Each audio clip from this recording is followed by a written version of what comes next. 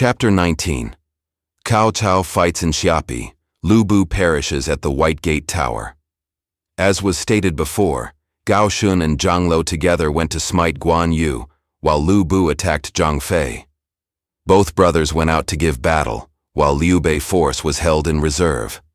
But then, Liu Bei suddenly attacked both Guan Yu and Zhang Fei from the rear, and the brothers were forced to flee. Liu Bei with a few score of horsemen rushed back to Xiapi. As he approached the gate with Liu Bei pressing him close, he shouted to the soldiers on the wall to lower the drawbridge. Liu Bei was so close behind that the archers on the wall feared to shoot lest they should wound their lord, and so Liu Bei got into the gate.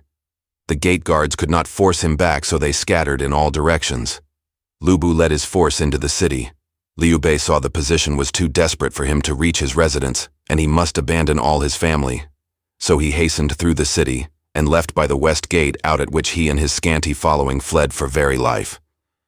When Liu Bei reached the residence, he was met by Miju, who said, "The hero does not destroy a person's family.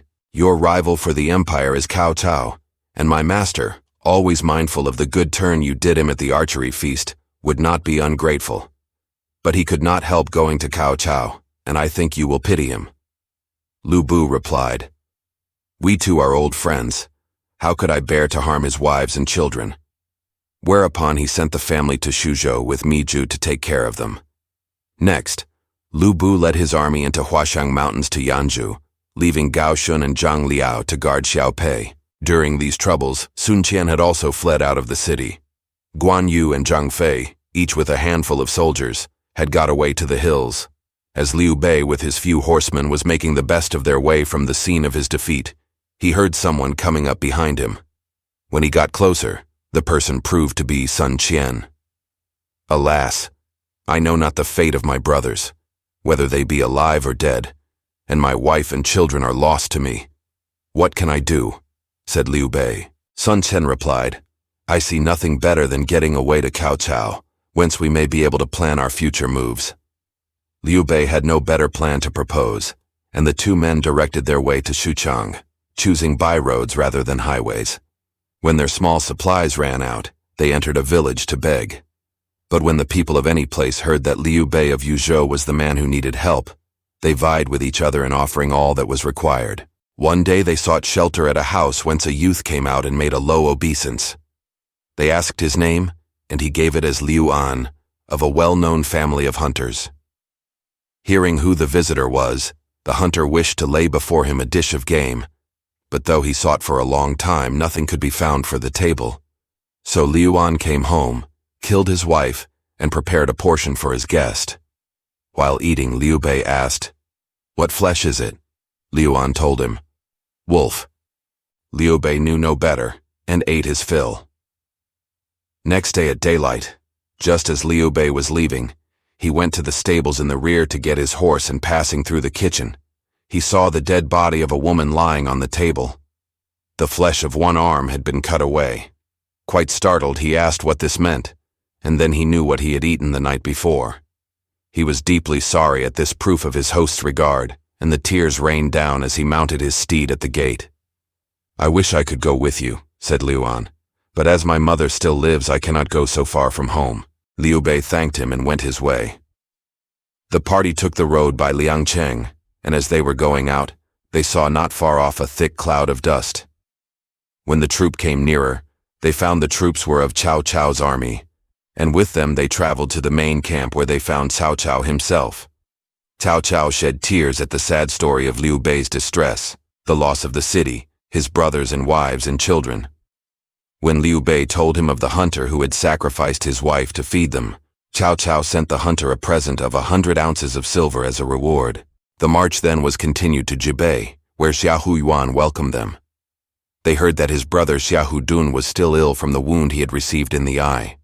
Cao Cao went to the sick man's bedside to see him, and had him removed to Xuchang for skilled treatment.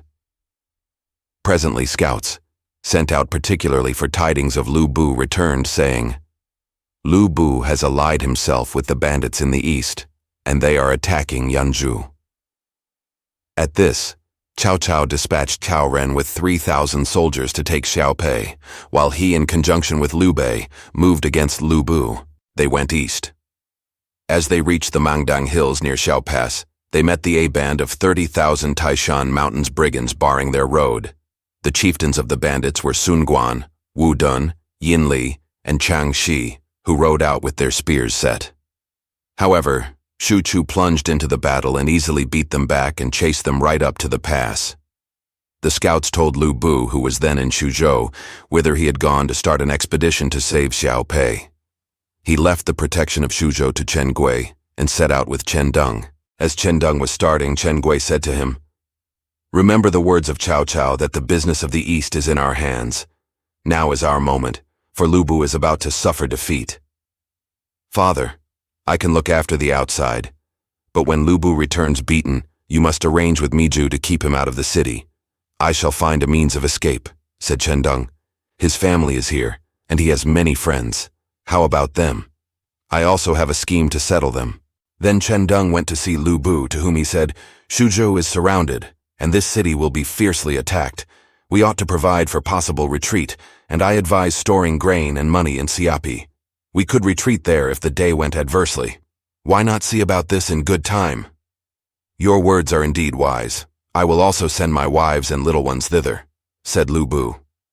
The family left under escort of Wei Shu and Song Xian, and with them was sent much grain and treasures and coins, and then the soldiers marched to the relief of the pass. About halfway there, Chen Deng said, "Let me go first to reconnoiter, so that you, my lord, may advance with confidence." Thus Chen Deng parted company with his chief, and preceded him to the pass, where he was received by Chen Gong. Chen Deng said, "The general greatly wonders why you do not advance. He is going to inquire into it." "The enemy is in great force, and we cannot be too careful," said Chen Gong. "We are holding the pass, and you should persuade our master to take steps to guard Xiaopei." Chen Deng said, "Your words are true." That evening he went up to the heights from which he could see Cao Cao's army, which was quite close to the pass. Then he wrote 3 notes, tied them to arrows, and shot them into Cao Cao's camp. Next day he left and hastened back to Liu Bu and said, "Those bandits are about to give up the pass to the enemy, but I have left Chen Gong to hold it. You had better make an attack tonight and hold him. Had it not been for you, the pass would have been lost," said Liu Bu. Then he sent Chen Deng back to arrange a fire signal with Chen Gong for simultaneous action. So Chen Deng returned to Chen Gong, to whom he said, "Cao Cao's troops have found a secret way through the pass, and I fear Suzhou is already lost. You ought to go back at once." At this the pass was abandoned, and Chen Gong began to retreat. Then Chen Deng gave the prearranged signal. Liu Bu saw the fire and advanced in the darkness to the relief of the pass. Presently he met Chen Gong's army, and as neither recognized the other in the darkness, a fierce battle ensued. Nor was the trick discovered till daylight came. While these things were going on, Cao Cao had noted the signal and advanced as fast as possible. The bandits, who alone remained to hold the pass, were easily driven out and scattered in all directions. When daylight came and the trick was discovered, Liu Bu and Chen Gong set off together for Suzhou. But when they arrived and summoned the gate, instead of opening the doors, the guards on the wall saluted them with a thick flight of arrows. At the same time, Miju appeared on the defense tower and shouted, "You stole our master's city, and now we are going to give it back to him. You will not enter here again." "Where is Chen Gui?" cried Liu Bu angrily. "We have slain him," was the reply. "Where is Chen Deng?" said Liu Bu, turning to Chen Gong. "Do you still hold to your delusion, General, that you ask where this specious rogue is?" Liu Bu bade them search through all the ranks, but Chen Deng was not to be found. Then they decided to go to Xiaopei. But ere they had got halfway there, suddenly appeared the troops under the command of Gao Shun and Zhang Liao. They said, "Chen Deng came to us saying you, General, was surrounded and wanted help, so we came at once." "Another trick of that false rogue," said Liu Bu. "Surely he shall die for this." They went with all speed to Xiaopei, only to see as they drew near, the ensigns of the enemy displayed all along the walls, for the city had been taken by Cao Ren. While Liu Bu stood at the foot of the rampart reviling the traitor, Chen Deng himself appeared on the wall and pointing to Liu Bu cried, "Did you think that I, a minister of the dynasty, would serve a rebel like you?" Liu Bu in his wrath was about to make a desperate attack, but suddenly a great noise was heard, and an army came up behind him. It was led by no other than Zhang Fei. Gao Shun went to engage him, but he had no chance of success. Lu Bu then joined in the fray. Then another army appeared, and the leader this time was Cao Cao himself, and his army rushed to the attack. Seeing that he had no hope of victory, Lu Bu went away toward the east with Cao Cao in pursuit. Lu Bu's army marched till they were worn out. Then appeared a new force under Guan Yu. Holding his sword ready to strike, Guan Yu called out, "Do not flee, O Lu Bu. Guan Yu is waiting for you." Lu Bu joined battle. He was flurried and scarcely knew what was happening, and soon Zhang Fei came up once more. By desperate efforts, Lu Bu and his troops cut an alley through the press and got free. After this, they started for Xiapi as fast as they could travel, and Ho Cheng helped to keep the pursuers at bay and welcomed them into the city. So the two brothers, Guan Yu and Zhang Fei, were together again after their separation. Both shed tears of joy as they told each other what they had seen and suffered. "I was on the Haizhu road when I heard of you," said Guan Yu. "I lost no time in starting. And I had been camped in the Mangdang Hills for a long time. It is happiness to be together again." So they talked. Then they marched off together to find their elder brother and made their salutations with tears. In Liu Bei's heart, sadness and joy intermingled. Next, they were presented to Cao Cao, and with him they went into the captured Suzhou city. Miju soon came with the welcome news of the safety of the family, and Chen Gui and Chen Deng came to present their salutations. A grand banquet was prepared for the officers at which Cao Cao presided as host, and Chen Gui and Liu Bei occupied the seats of honor to his right and left. At the close of the banquet, Cao Cao paid the two Chens the highest compliments on their success and rewarded them with the revenues of 10 counties, beside giving the son the title of General who quells the waves. Cao Cao was very pleased with his success and at once began to scheme for the taking of Xiapi, the sole place now left to Lu Bu, where he had taken refuge. Cheng Yu said the course was inadvisable. If Lu Bu be pressed too hard, he may get clear by a desperate effort and throw himself into the arms of our especial enemy, Yuan Shu. These two as allies would be difficult to overcome. Rather send a capable man to guard the south of River Huai, one able to secure you against Lu Bu on one hand, and to hold Yuan Shu on the other. Moreover, the bandits are in Huashang Mountains, and still our enemies. They must be watched. Cao Cao replied, "I can keep the whole of Huashang Mountains, and I will request Liu Bei to take the south." "Could I dare withstand your command?" said Liu Bei. So forthwith Liu Bei, leaving Miju and Jian Yong at Suzhou, went south, taking in his train Guan Yu, Zhang Fei, and Sun Quan. And Cao Cao led his army to Xiapi. Lu Bu felt very secure in his refuge. He had good store of grain, and he had the protection of River Sea, so he sat quiet, satisfied that he could maintain his defense. So he allowed Cao Cao's army to approach without molestation. You ought to attack Cao Cao's army as they come up, before they have time to make camps and defenses. They will only have a fatigued army to oppose to your fresh troops, and you will certainly defeat them. So said Chen Gong, but Lu Bu replied, "I have suffered too many defeats lately to take any risk. Wait till they actually attack and you will see them floating away on the waters." So Lu Bu neglected the confidant's advice and waited till the enemy had settled into their camp. This done, the attackers advanced against the city. From the foot of the wall, Cao Cao called to Lu Bu to listen while he spoke. Lu Bu ascended to the wall where he stood. Cao Cao addressed him, saying, "When I heard that your family and that of Yuan Shu were likely to be united by marriage, I sent an army against you. Yuan Shu was guilty of treason, while you had to your credit on the destruction of Dongzhuo. For what reason have you sacrificed all your merits to throw in your lot with a rebel? It will be over late to regret when this city shall have fallen. But if you surrender, and help me to support the ruling house, you shall not lose your rank." Lu Bu replied, "If the Prime Minister will retire, we may be able to discuss the matter." But Chen Gong, standing near his master, began to rail at Cao Cao for a rebel, and shot an arrow that struck his plumed helmet. "My oath, but I will slay you at least," cried Cao Cao, pointing his finger at Chen Gong. Then the attack on the walls began. "They have come from far and cannot maintain this for long," said Chen Gong. "General, go out with your horse and foot and take up a position outside, leaving me to maintain the defense with the remainder of our troops. If he engages you, I will come out and strike at his rear ranks. If he attacks the city, you can come to our aid. In 10 days, their stores will fail, and we can beat them off. This will place them between the ox horns." "The advice seems good," said Liu Bei. Liu Bei went back to his palace and prepared his weapons. As it was the depth of winter, he made his army take plenty of wadded clothing to keep them warm.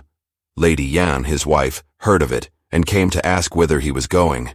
He told her of Chen Gong's plan. She said, "My lord, you are leaving an undamaged city, abandoning your wife and little ones, and going with a paltry force. Should any untoward event happen, will your handmaid and her lord ever meet again?" Liu Bei hesitated, and for 3 days made no move. Then Chen Gong came to see him again and said, "The enemy are all round the city, and unless you go out soon, you will be quite hemmed in." "I am thinking it would be better to maintain a stubborn defense," said Liu Bei. "Our enemies are short of food and have sent for supplies to Xucheng. These will soon arrive, and you should go out with some veterans and intercept the convoy. That loss would be a heavy blow." Liu Bei agreed and went in to tell his wife the new plan. She wept, saying, "If you go, do you think Chen Gong and others equal to the defense of the city? Should anything go wrong, you would be very sorry. You abandoned me at Chang'an, and it was only through the fortunate kindness of Pang Shu that I was hidden from our enemies and rejoined you. Who would have thought you would leave me again? But go your way as far as you wish, and do not mind your wife." And she wept bitterly. Liu Bei very sadly went to take leave of Diaochan, who said, "You are my lord and my life. You must not be careless and ride out alone. You need not fear. With my mighty trident halberd and red hair, who dare come near me?" He went out, but when he met Chen Gong, he said, "That story about supplies for Cao Cao is all false, one of his many ruses. I am not going to stir." Chen Gong sighed. He felt all was lost. "We shall die, and no one shall know our burial place," said he. Thereupon Liu Bei remained in his own quarters with his ladies, drinking freely to dissipate his sorrows. 2 of his advisors, Xu Si and Wang Kai, went in and proposed, "Yuan Shu in the south of River Huai is very powerful. Why not write to him to renew the marriage alliance? Yuan Shu can hardly refuse to rescue the affianced bride of his son." So Liu Bei wrote and bade these 2 take the letter. Xu Si said, "You ought to send a strong escort with us to force a way through." So Liu Bei told off 1,000 troops and 2 of his generals, Zhang Liao and Hemeng, to conduct his messenger beyond the pass. They started that same night at the second watch, Zhang Liao leading, and Hemeng bringing up the rear. They got out of the city, crept past Liu Bei's camp, and got beyond the danger zone. Then half the escort went on, and Zhang Liao led the remainder back toward the city. At the pass, he found Guan Yu waiting. However, at that moment, Gao Shun came to his help, and they all returned and re-entered the gates. The 2 messengers presently reached Shouchun, saw Yuan Shu, and presented the letter. "How is this?" said Yuan Shu. "Formerly he slew my messenger and repudiated the marriage. Now he sends to ask for it. It is all due to the vile plans of that monster Cao Cao. If pray you, illustrious sir, consider it carefully," replied Xu Si. "But if your master was not hemmed in by his enemy and in imminent danger, he would never have thought of renewing this proposal of marriage." The messenger said, "You may decide not to help him, but the teeth are cold when the lips are gone. It will not make for your happiness and comfort." Said Yuan Shu, "Liu Bei is unreliable. Tell him that I will send soldiers after the girl has arrived here." This was final, and the 2 messengers took leave and headed back to Xiapi. When the party reached Liu Bei's camp, Xu Si decided, "We must wait the night falls, and Wang Kai and I will try to get through in the darkness, the escort of Hemeng remaining behind to protect our rear." They tried that very night, and the 2 messengers crept across without discovery. But the escort found themselves faced by Zhang Fei. Hemeng tried to fight, but was captured in the very first bout, and the 500 troops of his half-company were either killed or they fled. The prisoner was taken to Liu Bei, who forwarded him to the main camp. There he told the story of the marriage and the scheme to save the city. Cao Cao was angry and ordered the execution of He Meng at the main gate. Then Cao Cao sent orders to each camp to exercise the greatest diligence with threats of rigorous punishment of the officers of any corps that permitted any communication between the besieged and the outer world. Every soldier felt mightily afraid. Liu Bei returned to camp and cautioned his brothers, saying, "We are in the most important place with regard to the south of River Huai, and you must be very careful not to allow any breach of this command." Zhang Fei was inclined to grumble, saying, "We have just captured one of the enemy's leaders, and there is no word of praise or reward for us, nothing but new orders and threats. What do you make of that?" "You are wrong to complain," said Liu Bei. "These are orders of the commander-in-chief, and what would happen were there no orders? Do not disobey them, brother." They promised obedience and withdrew. In the meantime, Shu Si and Wang Kai had got back to Lu Bu and told him what Yuan Shu had said, that if the girl came, the soldiers should go. "But how can she be sent?" said Lu Bu. Shu Si said, "That is the difficulty. He Meng's capture means that Cao Cao knows the whole plan of getting help from the south of River Huai. I do not see how anyone but you yourself could hope to get through the close siege." "Suppose we tried today," said Lu Bu. "This is an ill-omened day. You must not try today. Tomorrow is a very lucky day, especially in the evening, for any military action." Then Lu Bu ordered Zhang Lao and Gao Shun, "Get ready 3,000 troops for the venture, and prepare a light carriage. I will lead the first 70 miles, thence you can escort the bride-elect the remainder of the way to her new home." Next evening, toward the second watch, Lu Bu wrapped up his daughter in soft wadded garments, bound her about with a mailed coat, and took her on his back. Then with his mighty trident halberd in hand, he mounted Red Hare and rode at the head of the cavalcade out of the city gate. Zhang Liao and Gao Shun followed. In this order they approached Liu Bei's camp. The drums at once beat the alarm, and Guan Yu and Zhang Fei barred the way. "Stop!" they shouted. Lu Bu had no desire to fight. All he wished was to get through, so he made for a side road. Liu Bei came in pursuit and the two parties engaged. Brave as he might be, Lu Bu was almost helpless now that he was hampered by a girl on his shoulders, whom he was desperately anxious to preserve from hurt. Beside, other parties came up all shouting and attacking, and he had no alternative but to give up his project and return into the city of Xiapi. He reached his palace very sad at heart. The besiegers returned to camp well pleased that no one had got beyond their lines. Lu Bu found consolation in the wine cup. The siege had gone on for 2 months, and still the city stood. Then they heard that Zhang Yang, governor of Henei, had been inclined to come to the help of Lu Bu, but one of his subordinates, Yang Chou, had assassinated him and was bringing his head as an offering to Cao Cao, when Yang Chou had also been slain by Kui Gu, one of the governor's adherents. Kui Gu had then led the force to Daicheng. In the camp of the besiegers, there now arose much murmuring. Cao Cao sent Shi Huan to intercept and kill Kui Gu. Then he called a council, saying, "Though Zhang Yang, who meant to hurt us, is happily no more, yet we are threatened on the north by Yuan Shao, and on the west Liu Biao and Zhang Shu are a menace. Here we meet with no success against the city of Xiapi. We are for leaving Lu Bu to his fate and returning home. What do you think?" Among them Shun Yu fought against the idea, saying, "You must not act like this. Lu Bu has lost much, and his spirit is broken. The spirit of the leader expresses that of his army, and when the leader fails, his soldiers do not fight. Chen Gong is clever, but nothing is done. Lu Bu broken, Chen Gong without decision, it only needs a sharp attack, and we shall succeed." "I have a plan to propose," said Guojia, "a plan to overcome the city at once. It is better than 200,000 troops." "I suppose you mean drowning the city by River Si and River Yi," said Shun Yu. "That is it," said Guojia, smiling. Cao Cao accepted the suggestion with joy and set his troops to cut the banks of River Yi and River Si, and moved his army to the high ground, whence they watched the drowning out of Xiapi. Only the east gate remained clear of water. The besieged soldiers hastened to their leader. Lu Bu said, "Why should I fear? My good horse can go as well through the water as over the land." And he again returned to the wine cup for consolation, drinking deeply with his wife and concubine. The continual drinking bouts told at last, and Lu Bu began to look dissipated. Seeing himself in a mirror one day, he was startled at the change, and said to himself, "I am injuring myself with wine. No more from this day forward." He then issued an order that no one should drink wine under penalty of death.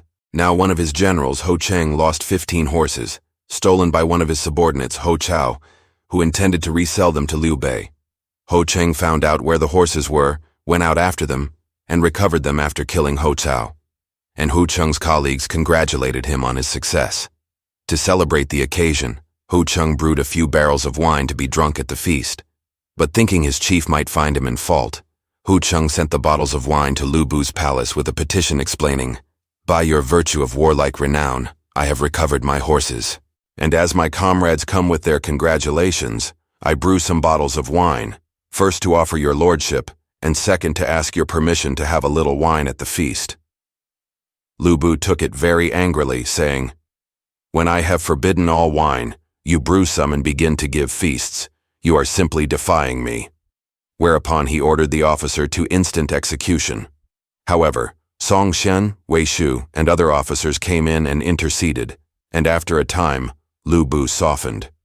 "You ought to lose your head for this disobedience, but for the sake of your colleagues, the punishment shall be reduced to 100 strokes. They tried to beg him off this, but only succeeded in reducing the number of blows to 1/2. When the sentence had been carried out and Ho Cheng was permitted to return home, his colleagues came sadly to console him. "Had it not been for you, I should have been put to death," said Ho Cheng. Song Xian replied, "All Lu Bu cares for is his family. There is no pity for anyone else. We are no more than the weeds by the roadside." Wei Shu said, "The city is besieged. The water is drowning us out. There will not be much more of this, for we may die any day. He is a beast, with neither a sense of humanity nor of right." "Let us leave him," said Song Xian. "He is not worth fighting for." "The best we could do would be to seize him and hand him over to Cao Cao," said Wei Shu. "I was punished because I got my horses back again, yet all he trusts in is his own red hair. If you two will betray the gate and seize Lu Bu, I will steal the horse and go out to Cao Cao's camp." They settled how to carry out the plot, and that very night Ho Cheng sneaked into the stables and got Red Hair away. He hastened to the east gate, which was open, to let him through. The guard made a pretense of pursuing him, but only a pretense. Ho Cheng reached the besiegers' camp, presented the horse, and told Cao Cao what had been arranged. They would show a white flag and open the gates to his army. Hearing this, Cao Cao had a few notifications written out, which were attached to arrows and shot over the walls. This is one of them. "Regent Marshal Cao Cao has received a command from the Emperor to destroy Lu Bu. Those who interfere with the operations of his grand army, whatever their rank, shall be put to death in the gate on the day that the city shall be captured.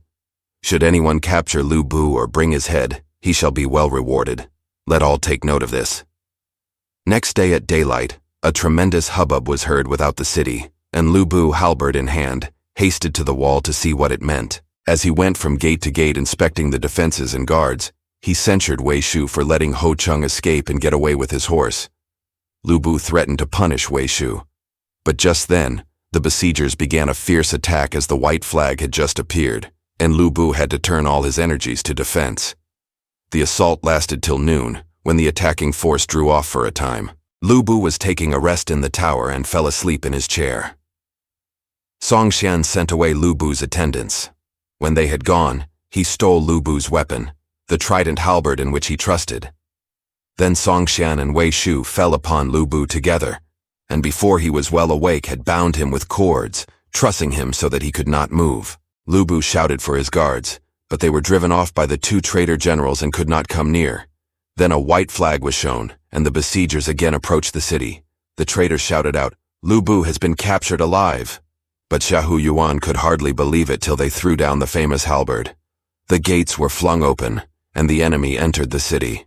Gao Shun and Zhang Liao, who were at the opposite gate, were surrounded and cut off by the water and helpless. They were captured. Chen Gong made a dash to the south gate, but was also taken by Xu Huang. Presently, Cao Cao entered and at once gave orders to turn the streams back into their usual courses. He put out proclamations to soothe the people. Cao Cao and Liu Bei, with Guan Yu and Zhang Fei behind, seated themselves side by side in the White Gate Tower. The captives were brought before them. Liu Bei looked a pitiable object. Although a very tall man, he was tied up in a veritable ball. "The bonds are very tight," cried he. "I beseech you to loosen them." "Binding's a tiger must binding tight, of course," replied Cao Cao. Seeing Ho Cheng, Songxian, and Wei Shu standing there looking pleased at their success, Liu Bei said, "I treated you all well enough. How could you turn against me?" Said Songxian, "You listened to the words of your women but rejected the advice of your generals. Was not that mean?" Liu Bei was silent. Then Gao Shun was brought forward. "What have you to say?" asked Cao Cao. Gao Shun sulkily held his tongue. He was ordered out to execution. Next, Chen Gong was led in. "I hope you have been well since we last saw each other, Chen Gong," said Cao Cao. "Your ways were crooked, and so I left you," said Chen Gong. "You say I was crooked, and what of your serving Liu Bei? Though he was a fool, he did not resemble you in deceit and wickedness.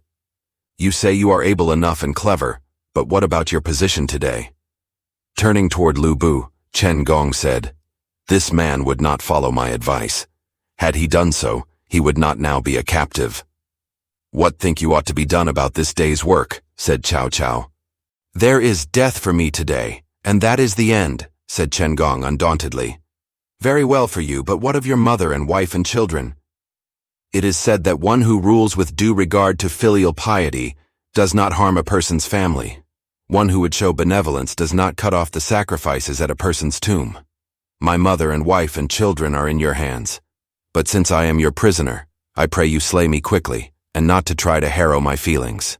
Cao Cao's heart still leaned toward mercy, but Chen Gong turned and walked away, repulsing the attendants who would stop him.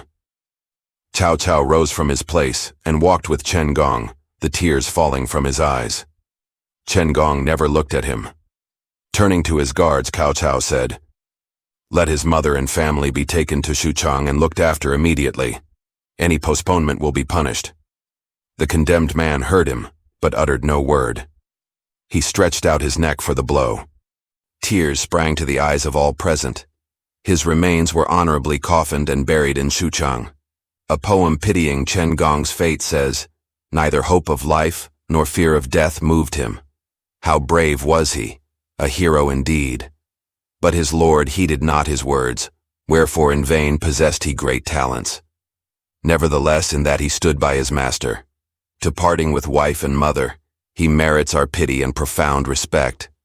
Who would resemble Chen Gong? That day he died at the White Gate Tower."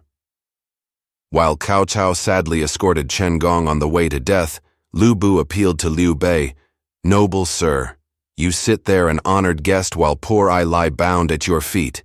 Will you not utter one word to alleviate my lot?" Liu Bei nodded. As Cao Cao returned to his place, Liu Bei called out, "Your only trouble, illustrious sir, is myself, and I am on your side now. You take the lead, I will help you, and together the world is at our feet." "What do you think?" said Cao Cao, turning to Liu Bei. "You are willing to forget the episodes of Ding Yuan and Dong Chuo." "Truly the loud is not to be trusted," said Liu Bei, looking at Liu Bei.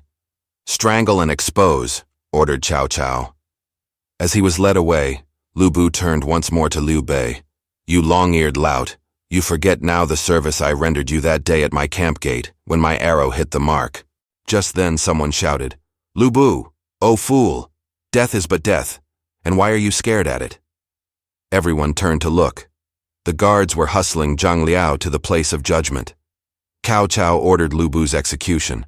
A poet has written upon the death of Liu Bei, "The flood spreads wide, the city drowns, its lord is captive.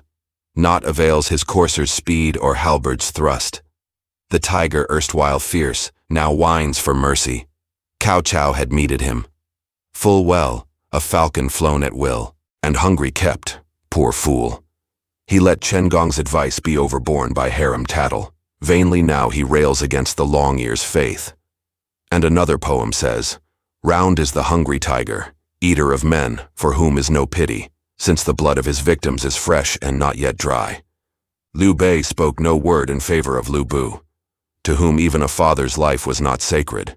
It was recorded earlier that the executioners were hustling Zhang Liao forward. Pointing to him from above, Cao Cao said, He has a familiar face.